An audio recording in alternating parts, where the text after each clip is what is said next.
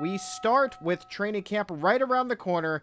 We're taking ourselves a trip out west to Denver, and of course, Robert Griffin III ties the knot, finally marries his college sweetheart, and my, what a shindig it was. We're going to be talking about his rehearsal dinner at Shanahan's Steakhouse. Yes, I doubt that anybody had to pick up the tab for this one.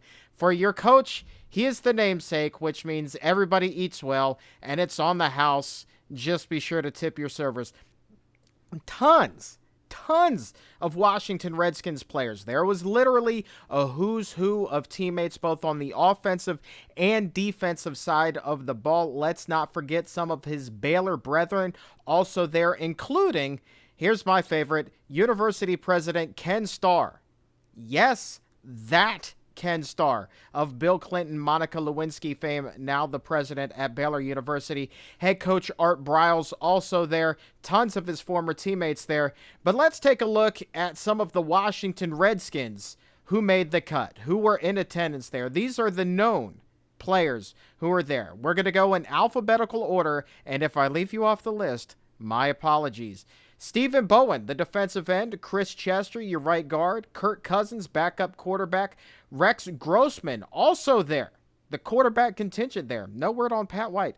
Richard Crawford, your cornerback. London Fletcher, veteran linebacker. Pierre Garçon, Griffin's favorite target when healthy, was in attendance. D'Angelo Hall, Eric Catani, the military tie there, fullback. Corey Lichtensteiger, Joshua Morgan, Alfred Morris. Would have been the Redskins Rookie of the Year had it not been for RG3, Santana Moss, Tyler Columbus. Those are your known Redskins players that were in attendance. Now you go down the wedding Rolodex. You go down, so now you've got executives, you've got staff, you've got coaches. Let's start in no particular order unless it's alphabetically speaking. Bruce Allen, the GM, was there. Richard Flowers, an assistant coach there. Larry Hess, head athletic trainer, been helping him recover from his offseason knee surgery. Paul Kelly, if Redskins players need anything done behind the scenes, that's the guy they go to. I can't tell you how many times I've heard Adam say, well, that's okay, I'll just call PK. Of course, talking about Paul Kelly. Paul Kelly gets it done. Matt LaFleur, quarterbacks coach. Mike McDaniel, receivers coach. Kyle and Mike Shanahan, of course, there, as well as Tony Wiley, senior VP of communications. And last but not least, Daniel and Tanya Snyder. Lots to do there. And here's the funny thing, You would think Robert Griffin III, Heisman Trophy winner, Adidas poster boy, multi-million-dollar endorsement deal, multi-million-dollar contract with the Redskins. But then you look at his modestly priced wedding registry.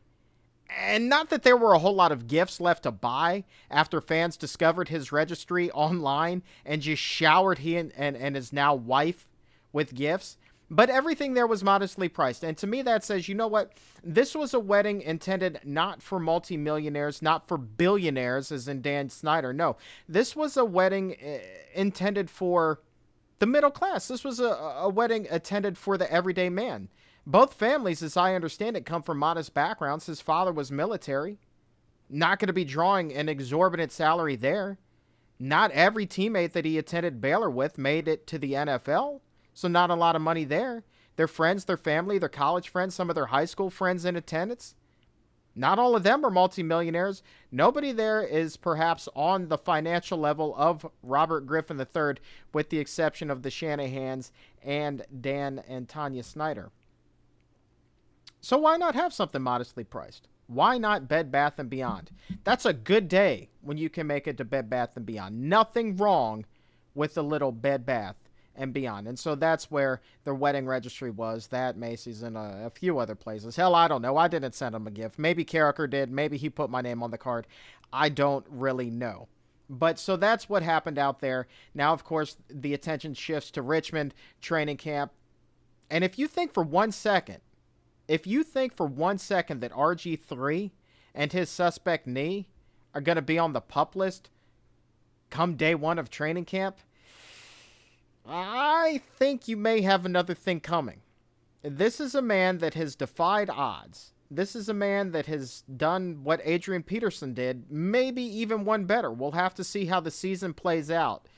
But this is a man that was doing jumping jacks at the draft party at FedEx Field, for God's sakes. So what does that mean? That means to me that he's going to be a healthy guy come day one at Redskins training camp. We're going to find that out very soon down there in Richmond, Virginia. Boxing promoter Rock Newman, before I put the cap on the RG3 wedding extravaganza. Boxing promoter Rock Newman, apparently a friend of the Griffin family, he was there. He's on the guest list. A lot of the photos that got leaked of the wedding came courtesy of his Facebook page, perhaps his Twitter account.